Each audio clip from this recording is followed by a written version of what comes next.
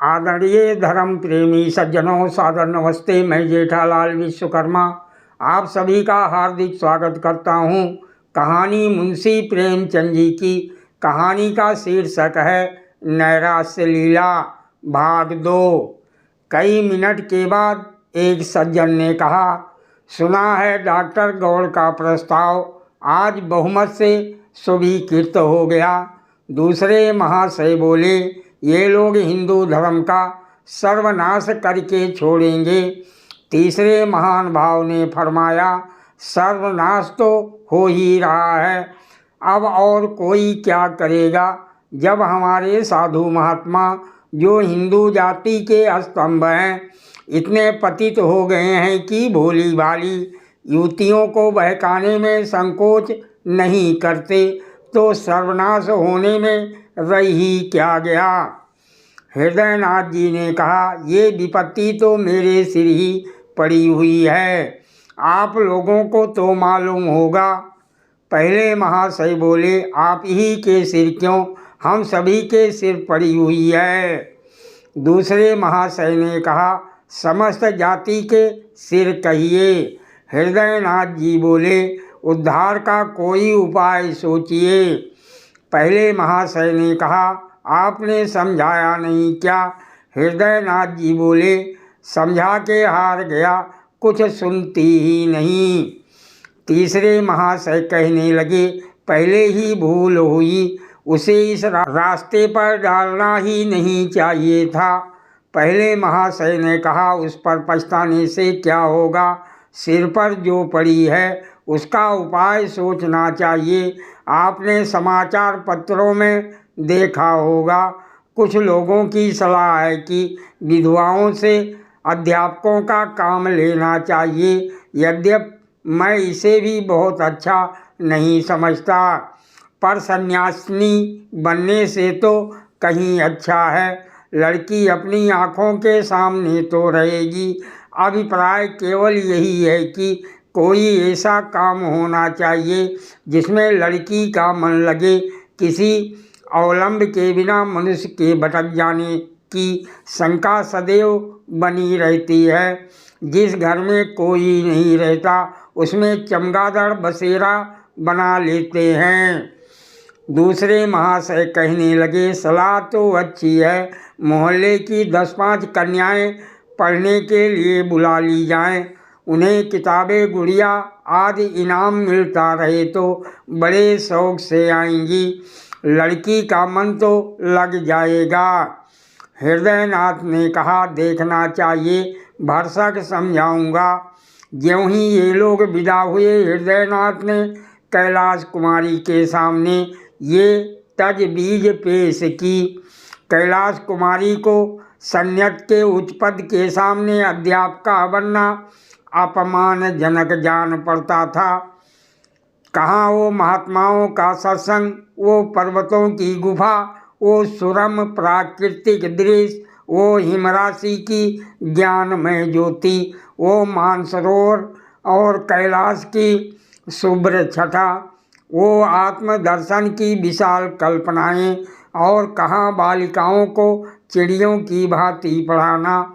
लेकिन हृदयनाथ कई दिनों तक लगातार सेवा धर्म का मातम उसके हृदय पर अंकित करते रहे। सेवा ही वास्तविक संन्यास है। सन्यासी केवल अपनी मुक्ति का इच्छुक होता है। सेवा व्रतधारी को परमार्थ की वेदी पर बलि दे देता है। इसका गौरव कहीं अधिक है। देखो, ऋषियों में दधीची का जो यश है, हरिश्चंद्र की जो कीर्ति है, उसकी तुलना और कहीं की जा सकती है क्या। संन्यास स्वार्थ है, सेवा त्याग है आदि उन्होंने इस कथन की उपनिषदों और वेद मंत्रों से पुष्टि की। यहाँ तक कि धीरे धीरे कैलाशी के विचारों में परिवर्तन होने लगा। पंडित जी ने मोहल्ले वालों की लड़कियों को एकत्र किया। पाठशाला का जन्म हो गया। नाना प्रकार के चित्र और खिलौने मंगाए। पंडित जी स्वयं कैलाश कुमारी के साथ लड़कियों को पढ़ाते। कन्याएं शौक से आती। उन्हें यहाँ की पढ़ाई खेल मालूम होती। थोड़े ही दिनों में पाठशाला की धूम हो गई। अन्य मोहल्लों की कन्याएं भी आने लगीं।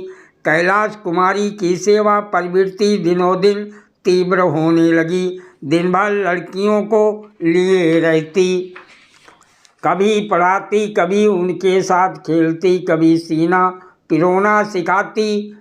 पाठशाला ने परिवार का रूप धारण कर लिया। कोई लड़की बीमार हो जाती तो तुरंत उसके घर जाती, उसकी सेवा शुश्रूषा करती, गाकर या कहानियाँ सुनाकर उसका दिल बहलाती। पाठशाला को खुले हुए साल भर हुआ था। एक लड़की को जिससे वो बहुत प्रेम करती थी चेचक निकल आई। कैलाशी उसे देखने गई। माँ बाप ने बहुत मना किया परंतु उसने ना माना, कहा तुरंत लौट आऊँगी। लड़की की हालत खराब थी। कहाँ तो रोते रोते तालू सूखता था, कहाँ कैलाशी को देखते ही मानो सारे कष्ट भाग गए। कैलाशी 1 घंटे तक वहाँ रही। लड़की बराबर उससे बातें करती रही, लेकिन जब वो चलने को उठी तो लड़की ने रोना शुरू कर दिया। कैलाशी मजबूर होकर बैठ गई। थोड़ी देर के बाद जब वो फिर उठी तो फिर लड़की की यही दशा हो गई। लड़की उसे किसी तरह छोड़ती ही ना थी। सारा दिन गुजर गया। रात को भी लड़की ने ना जाने दिया। हृदयनाथ उसे बुलाने को बार बार आदमी भेजते पर वो लड़की को छोड़कर ना जा सकती। उसे ऐसी शंका होती थी कि मैं यहाँ से चली और लड़की हाथ से गई। उसकी माँ बीमाता थी अर्थात सौतेली थी। इससे कैलाशी को उसके ममत्व पर विश्वास ना होता था। इस प्रकार वो 3 दिनों तक वहाँ रही। 8 पहर बालिका के सिरहाने बैठी पंखा झलती रही। बहुत थक जाती तो दीवार से पीठ टेक लेती। चौथे दिन लड़की की हालत कुछ संभलती हुई मालूम हुई तो वो अपने घर आई, मगर अभी स्नान भी ना करने पाई थी कि आदमी पहुंचा। जल्दी चलिए, लड़की रो रो कर जान दे रही है। हृदयनाथ जी ने कहा, कह दो अस्पताल से कोई नर्स बुला ले। कैलाश कुमारी बोली, दादा आप व्यर्थ में झुंझलाते हैं। उस बेचारी की जान बच जाए, मैं 3 दिन नहीं 3 महीने उसकी सेवा करने को तैयार हूँ। आखिर ये देह किस दिन काम आएगी। हृदयनाथ जी बोले, तो कन्याएं कैसे पढ़ेंगी। कैलाशी ने कहा, 2-1 दिन में वो अच्छी हो जाएगी। दाने मुरझाने लगे हैं, तब तक आप जरा इन लड़कियों की देखभाल करते रहिएगा। हृदयनाथ जी ने कहा, ये बीमारी छूत से फैलती है। कैलाशी ने हंसकर कहा, मर जाऊंगी तो आपके सिर से एक विपत्ति टल जाएगी। ये कहकर उसने उधर की राली भोजन की थाली पर सी रह गई। तब हृदयनाथ ने जागेश्वरी से कहा, जान पड़ता है बहुत जल्द ये पाठशाला भी बंद करनी पड़ेगी। जागेश्वरी बोली, बिना माझी के नाव पार लगाना बहुत कठिन है। जिधर हवा पाती है उधर ही बह जाती है।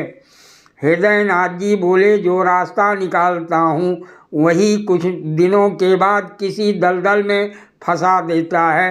अब फिर बदनामी के सामान होते नजर आ रहे हैं। लोग कहेंगे लड़की दूसरों के घर जाती है और कई दिन पड़ी रहती है। क्या करूं, कह दूं लड़कियों को ना पढ़ाया करो। जागेश्वरी बोली, इसके सिवा और क्या हो सकता है। कैलाश कुमारी 2 दिन बाद लौटी तो हृदयनाथ ने पाठशाला बंद कर देने की समस्या उसके सामने रखी।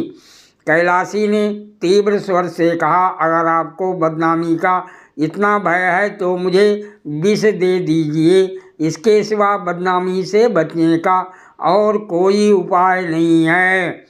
हृदयनाथ जी बोले, बेटी संसार में रहकर तो संसार की सी करनी ही पड़ेगी। कैलाशी बोली, तो कुछ मालूम भी तो हो कि संसार मुझसे क्या चाहता है। मुझ में जीव है, चेतना है, जड़ क्यों कर बन जाऊं, मुझसे ये नहीं हो सकता कि अपने को अभागिनी दुखिया समझूं और एक टुकड़ा रोटी खाकर पड़ी रहूं।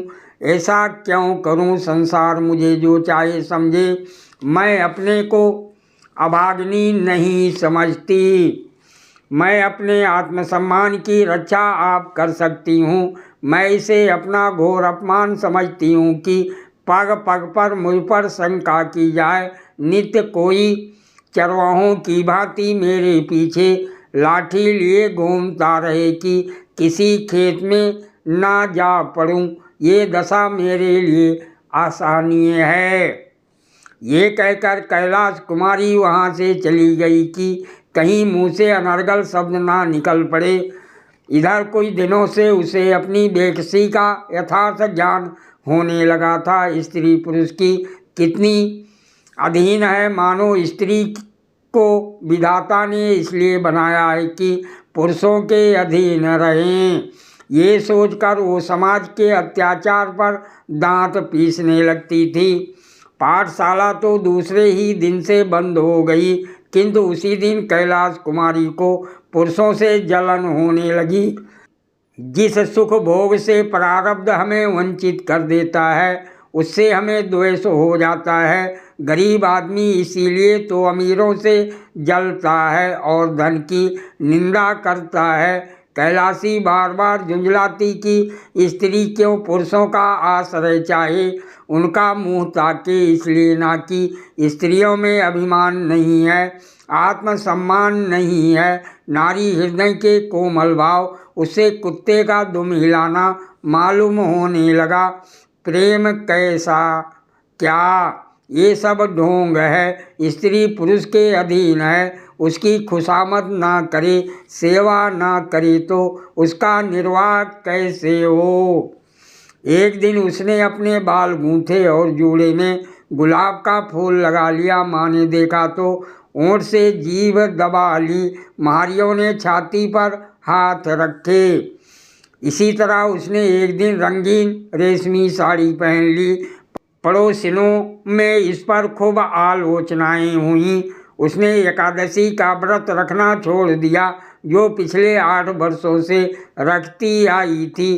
कंघी और आईने को वो अब त्याज ना समझती थी।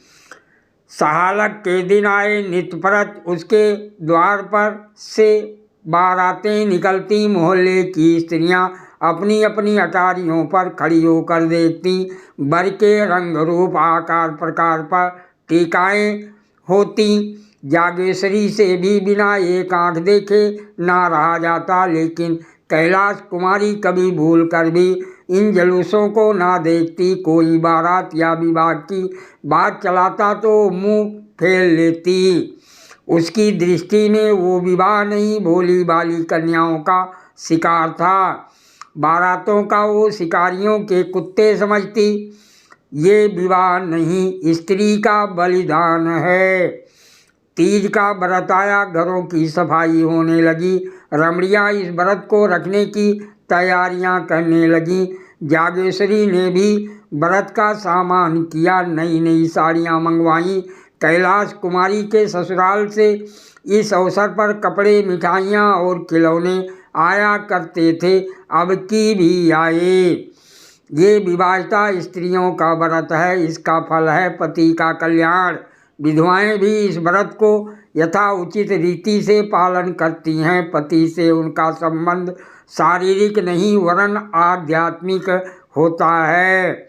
उसका इस जीवन के साथ अंत नहीं होता, अनंत काल तक जीवित रहता है। कैलाश कुमारी अब तक ये व्रत रहती आई थी, अब की उसने निश्चय किया मैं व्रत ना रखूंगी। माँ ने सुना तो माथा ठोक कर बोली, बेटी ये व्रत रखना धर्म है। कैलाश कुमारी बोली, पुरुष भी स्त्रियों के लिए कोई व्रत रखते हैं क्या? जागेश्वरी ने कहा, मर्दों में इसकी प्रथा नहीं है। कैलाश कुमारी कहने लगी, इसीलिए ना कि पुरुषों को स्त्रियों की जान उतनी प्यारी नहीं होती जितनी स्त्रियों को पुरुषों की जान। जागेश्वरी बोली, स्त्रियां पुरुषों की बराबरी कैसे कर सकती हैं? उनका तो धर्म है अपने पुरुष की सेवा करना। कैलाश कुमारी ने कहा, मैं इसे अपना धर्म नहीं समझती। मेरे लिए अपनी आत्मा की रक्षा के सिवा और कोई धर्म नहीं। जागेश्वरी ने कहा, बेटी गजब हो जाएगा, दुनिया क्या कहेगी।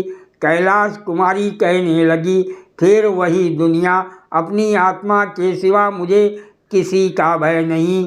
हृदयनाथ ने जागेश्वरी से ये बातें सुनी तो चिंता सागर में डूब गए। इन बातों का क्या आशय, क्या आत्मसम्मान का भाव जागृत हुआ है या नैराश्य की क्रूर कीड़ा है। धनहीन प्राणी को जब कष्ट निवारण का कोई उपाय नहीं रह जाता तो वो लज्जा को त्याग देता है। निसंदेह नैराश्य ने ये भीषण रूप धारण किया है। सामान्य दशाओं में नैराश्य अपने यथार्थ रूप में आता है, पर गर्भशील प्राणियों में ये परिमार्जित रूप ग्रहण कर लेता है। यहाँ पर हृदयगत कोमल भावों का अपहरण कर लेता है, चरित्र में अस्वाभाविक विकास उत्पन्न कर देता है। मनुष्य लोकलाज और उपहास की ओर से उदासीन हो जाता है, नैतिक बंधन टूट जाते हैं। ये नैराश्य की अंतिम अवस्था है। हृदयनाथ इन्हीं विचारों में मगन थे कि जागेश्वरी ने कहा, अब क्या करना होगा। हृदयनाथ जी बोले, क्या बताऊं। जागेश्वरी ने कहा, कोई उपाय है क्या। हृदयनाथ जी बोले, बस एक ही उपाय है, पर उसे जबान पर नहीं ला सकता। सादर प्रणाम। कहानी समाप्त।